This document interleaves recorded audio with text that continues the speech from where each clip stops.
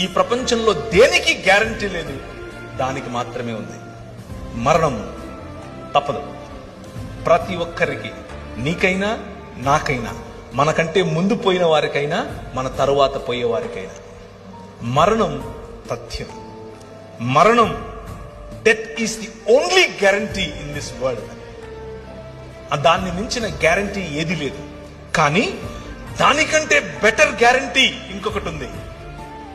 అదేమిటి అనంటే, మా నాయన తన శరీరాన్ని నాటి 3 దినములైన తర్వాత బయటకు తీసి అంటున్నాడు, మరణమా నీ ముల్లెక్కడా అని పిలుస్తున్నాడు. ఈ రాత్రి నేను మీకు ఇచ్చేటటువంటి వాగ్దానం, ఆయన చేస్తున్నటువంటి వాగ్దానం, ఈ నిబంధన యొక్క సారాంశం, 5 రకాలుగా నేను చేసిన నిబంధనల యొక్క సారాంశం ఏమిటో తెలుసా?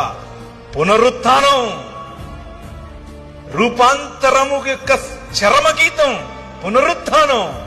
ఎప్పటికీ వాడిపోయినటువంటి శరీరాలు. ఆయన అలా వస్తాడు.